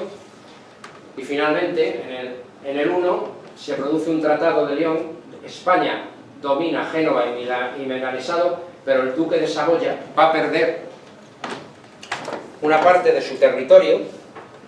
El duque de Saboya va a perder una parte de su territorio, una parte de aquí, con lo cual España va a perder, el duque de Saboya pierde una parte de su territorio, pero España va a perder también uno de sus caminos, y finalmente pues va a tener que cambiar por estos otros que tenéis aquí, que van a pasar, además uno de ellos va a pasar por el puente de Gresín. El puente de Gresín es un puente estrecho, hoy día lo sigue siendo por lo visto, por donde tienen que pasar los tercios, y además está muy pegado a Francia. La consecuencia es que cada 2 por 3 está destruido, con lo cual pues es un calvario. Enrique IV, sin embargo, además destruye el puente en el año 2, y ya es cuando definitivamente nos vamos ya siempre por el Valle de la Valtellina, por Suiza.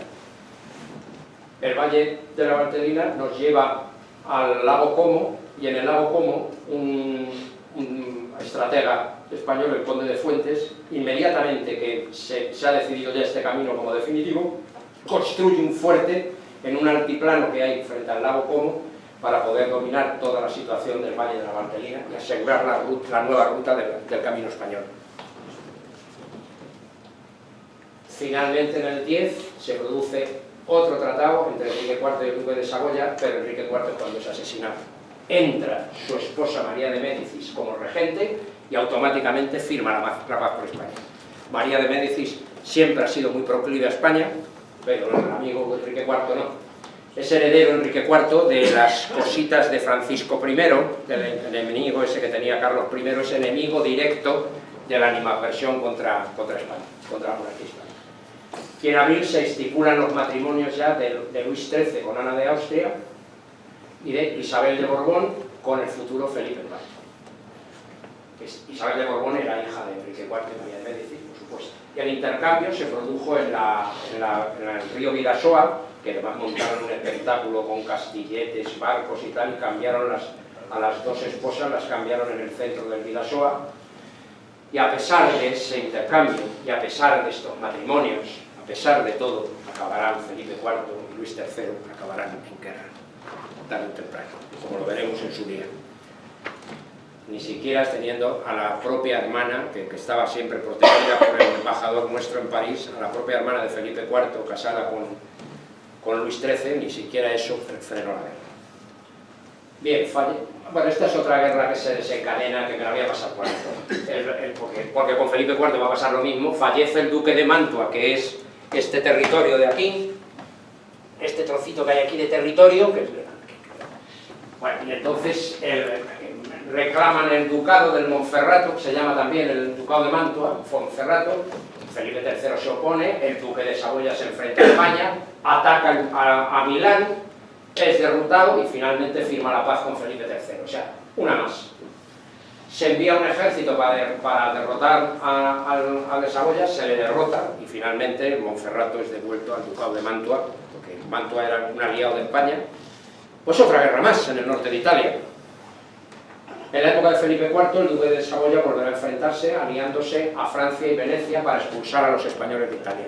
El asunto es que Saboya, al tener esa posición estratégica, intenta por todos los medios hacer creer a los diferentes ducados del norte de Italia, a los diferentes poderes, que ellos pueden convertirse en reyes de lo que es el norte de Italia. Es decir, su objetivo último del ducado de Saboya es hacer ver que con su posición estratégica es capaz de echar a los españoles de todos los territorios italianos hasta Génova. Es decir, ir minando Génova, Nápoles, Sicilia, todo, y hacerse con todo. Bueno, y en esas están, y en esas siguieron, ya hablaremos. Bueno, finalmente en el 26 se firma la paz de Monzón, el duque cambia de nuevo, se une a España, bueno, y así continúa, como os he contado antes, hasta que Luis XIII en algún momento ya se harta y se enfrenta con el duque de Saboya en batalla campal y le derrota definitivamente y se acaba el ejército del duque de Saboya, que lo achicharró directamente. Se nombra en el año 9, han empezado, Felipe III ha empezado a mosquearse ya con Lerma y entonces, bueno, nombra nuevos miembros del Consejo de Estado, han entrado Fray Luis de Aliaga, que es su confesor, y Baltasar de Zúñiga, que es un hombre de los competentes de la época. La reina Margarita provoca la investigación además sobre el duque de Lerma y sobre su entramado particular, el Alonso Ramírez de Prado, el hidalgo catalán Pedro Franqueza y Rodrigo Calderón, que es el valido del valido de Rodrigo Calderón, es el valido de Lerma. Rodrigo Calderón morirá ajusticiado en 1621 por Felipe IV en la Plaza Mayor de Madrid. Curiosamente, todo en las crónicas se recuerda a Rodrigo Calderón la entereza que tuvo cuando le colgaron. O sea, fue un tío hasta el último momento. Y además, su juicio, a pesar de que era bastante corrupto, nunca pudieron demostrar todo. Pero en aquella época, lo de las demostraciones, como te cogieran en el punto de mira, se había acabado. Ramírez de Prado era también bastante, eran bastante corruptos, y el amigo Pedro Franqueza, a Pedro Franqueza, al chiquito este el hidalgo este catalán, nada más que le acusaron de 474 delitos. Prisión perpetua y muere en cárcel en el año 14, y Ramírez de Prado en el 8. Hay que ver estos chicos cómo trataban a la corrupción. Felipe III desea reformar la administración, empieza a nombrar en el Consejo de Hacienda por lo menos a un contable, que es lo que es Fernando Carrillo, alguien que maneje las cuentas. Vamos, rápido.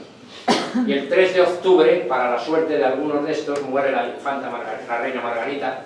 El rey queda asolado totalmente, porque tiene no solamente la quiere, sino que además es que tiene una imagen de ella se siente orgulloso de su esposa. Los nobles empiezan a acercarse al duque de Uceda, que curiosamente es el hijo del duque de Lerma, pero que se pone en el bando anti-Lerma, su hijo.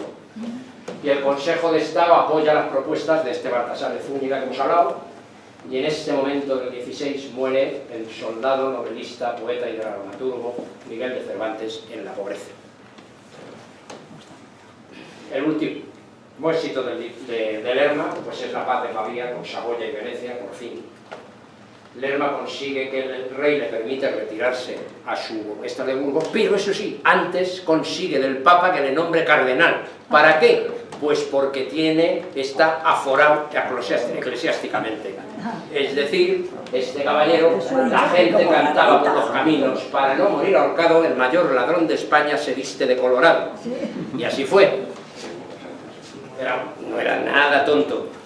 En febrero, Rodrigo Calderón es detenido, torturado, pues ya lo hemos dicho. El rey quiere medidas económicas radicales en Hacienda, ya a estas alturas del curso personal, y finalmente muere en Lerma en el año 25, después de morir Felipe III. ¿Y Cataluña qué pasa? Pues que Felipe III cancela los impuestos pagados por Cataluña, nada más empezar su reinado, les cancela los impuestos, se los perdona lo que deben, no pasa nada. Adelante.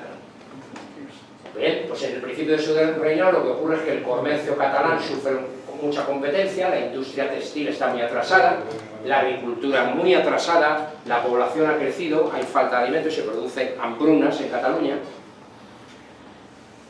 Y finalmente la aristocracia tira por el calle del medio y se convierten en bandoleros, es decir, ante la situación de pobreza en la que ellos también están sufriendo, pues se desarrolla se inicia un proceso de bandolerismo de los propios nobles, se convierten prácticamente en una mafia, incluso a sus bandoleros contratados les tienen que rendir cuentas, es decir, son protectores del bandolerismo y ellos mismos son bandoleros.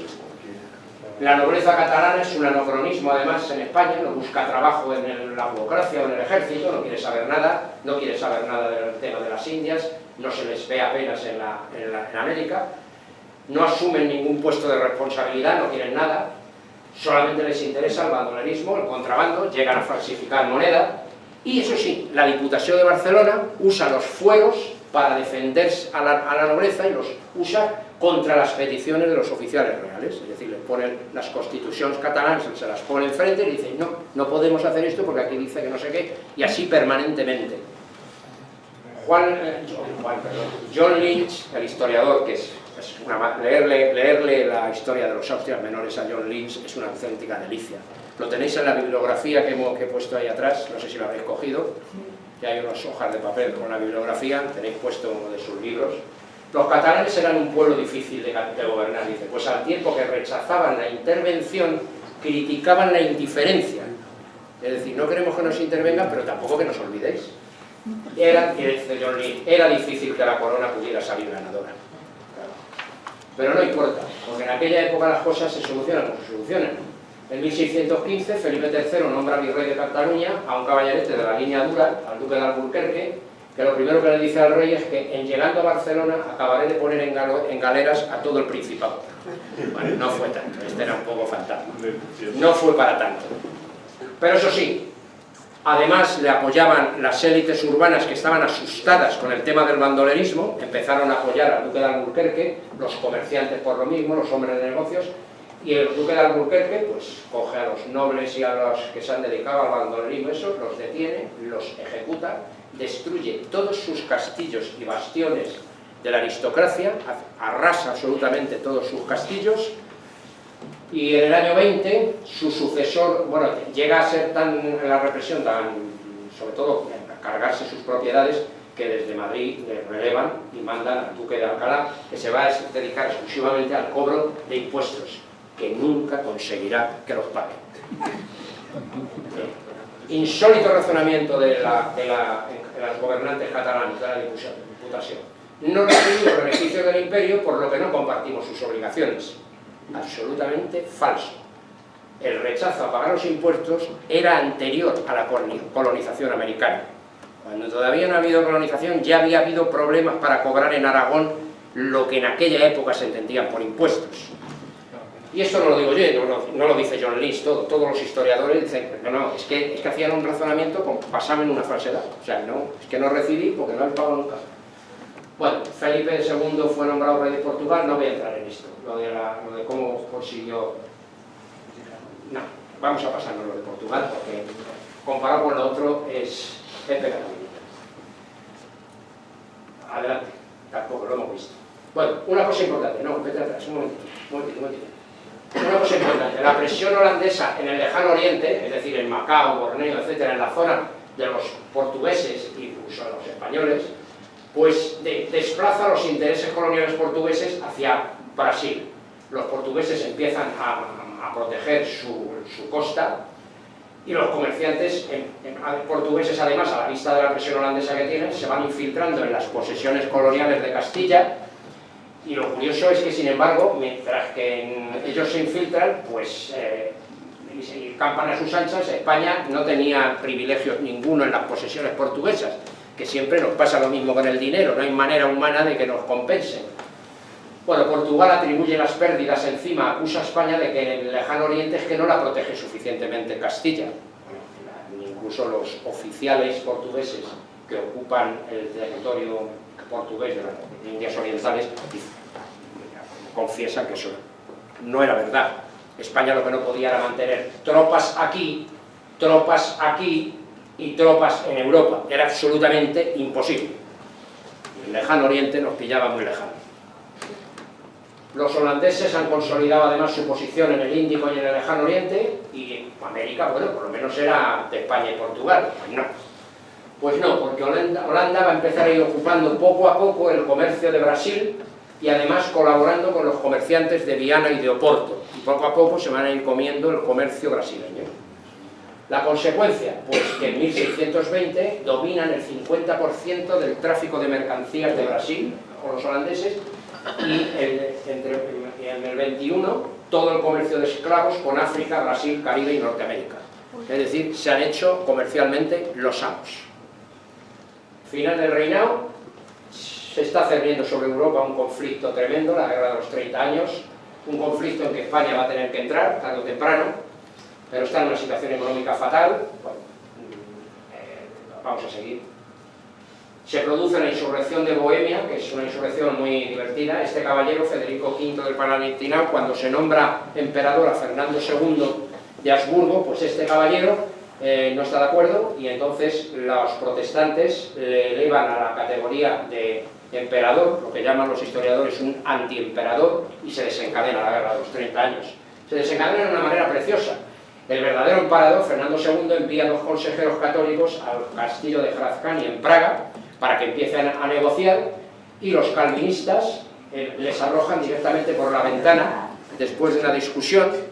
Es lo que se llama la tercera defenestración de Praga, porque es que por lo visto debía ser una costumbre que estaba entre las costumbres de la zona de Bohemia, que los bohemios son los checos, y los tiraron por la ventana. Este grabado lo muestra, está en todos los libros de historia, este grabado. Inmediatamente, para frenar estas tropas del antiemperador España lanza desde Flandes una expedición hacia el Palatinado. El Palatinado es precisamente de donde es Federico V, es el antiemperador, es precisamente el dueño del Palatinado. Ambrosio de Spínola penetra en Sueso y se hace dueño del Palatinado, con lo cual les deja absolutamente descolocados. El conde de Tilly pacifica la Austria Alta porque entra con las tropas católicas. El emperador Fernando II con otras tropas en la Austria meridional ocupan toda Austria, y finalmente en la batalla de la Montaña Blanca, al lado de Praga, que es lo que representa este cuadro, las tropas de Tilly y la colaboración con los tercios españoles derrotan a este caballero, al Federico V, y se acabó la primera fase de la guerra de los 30 años. Bohemia, a partir de ese momento, es decir, lo que ahora es Chequia, permanecerá bajo los Habsburgo 300 años. Ese es el final de la primera fase de la guerra de los 30 años, que termina a favor del bando católico. Pero la guerra no ha hecho más que empezar, porque va a durar efectivamente 30 años, y de ella hablaremos en su día. El rey Felipe III yace en su lecho de muerte, ya Baltasar de Zúñiga y Olivares toman el control del gobierno. Ya está Olivares allí, que es el valido de Felipe IV, quitan al duque de Uceda inmediatamente, y Felipe III muere siendo consciente del abandono en que ha tenido sus deberes. El Consejo de Hacienda le comunica a Felipe IV que no sabe cómo va a poder mantener la situación económica, porque el dinero que se han proveído en los gastos de este año no es de las rentas y de los ingresos de este año, sino de aquí a 1625. Es decir, que Felipe IV recibe otra herencia envenenada, una hacienda absolutamente en blanco. Pues aquella sociedad depravada y socia y ociosa, sanguinaria y milagrera, esto es un resumen que hace un historiador. Sin embargo, el arte y la literatura se expandieron como nunca en la historia de España. Y dice la historia de una frase que a mí me encantó, por eso la pongo: el propio imperio en descomposición parecía el abono que alimentaba la literatura y la pintura, y eso parecía como si fuera el abono. Cuanto más desastre económico y más pobreza, más abono y mayor crecimiento de eso. Y es verdad. Y además el siglo de oro no fue solo la pintura y la literatura, impactó en la enseñanza con creación de universidades, en la filosofía, en la historia, en la geografía, por los expedicionarios de las Indias. La literatura, la arquitectura fue una auténtica explosión, como todos sabemos. ¿Qué voy a decir? La poesía, la mística, Góngora, Arcilla, Fray Luis de Granada, Fray Luis de León, Santa Teresa, todos estos personajes coexistieron durante los siglos XVI y XVII, es decir, durante los 3 reinados de los Austrias menores, Felipe III, algo en Felipe II, Felipe III y Felipe IV. Es increíble, pero así fue.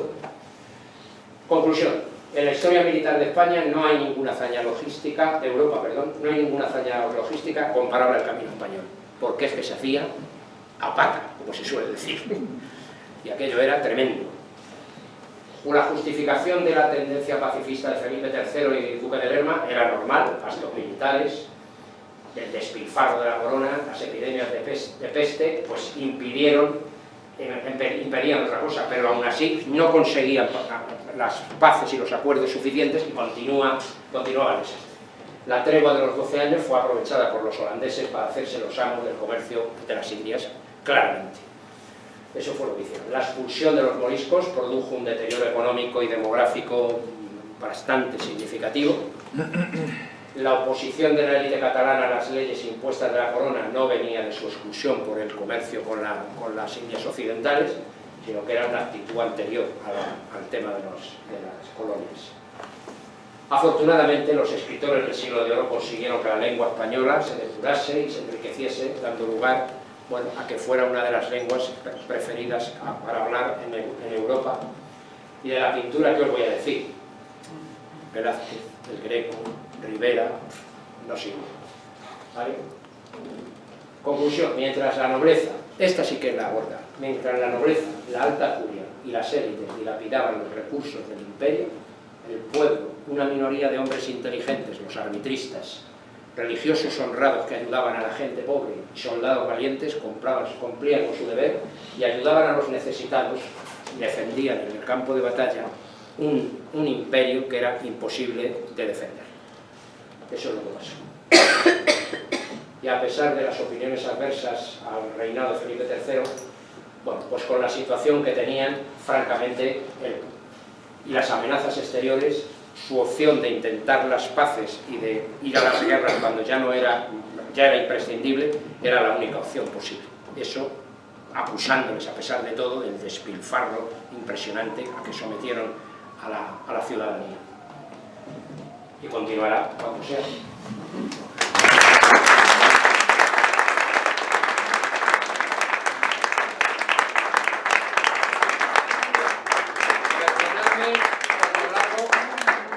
Pero era más largo de lo que yo creía.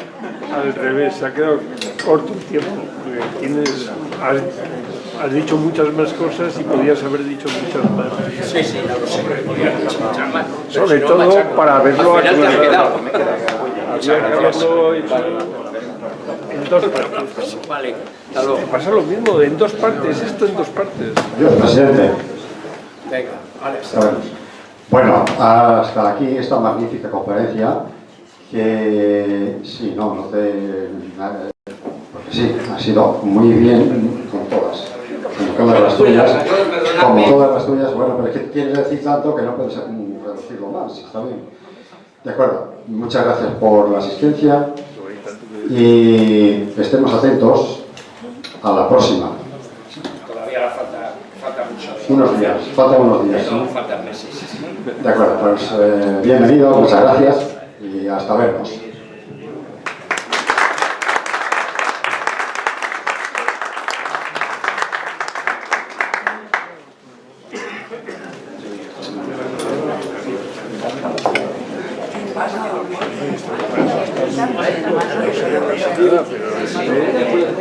Es interesantísimo, claro. Me ha llamado 2 veces.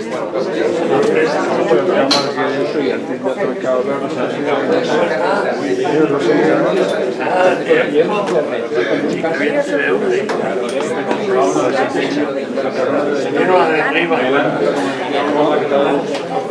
Claro.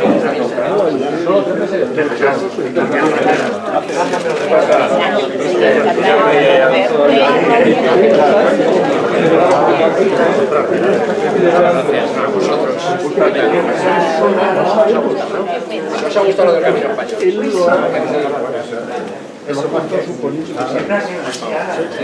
¿Has conseguido sacar la foto?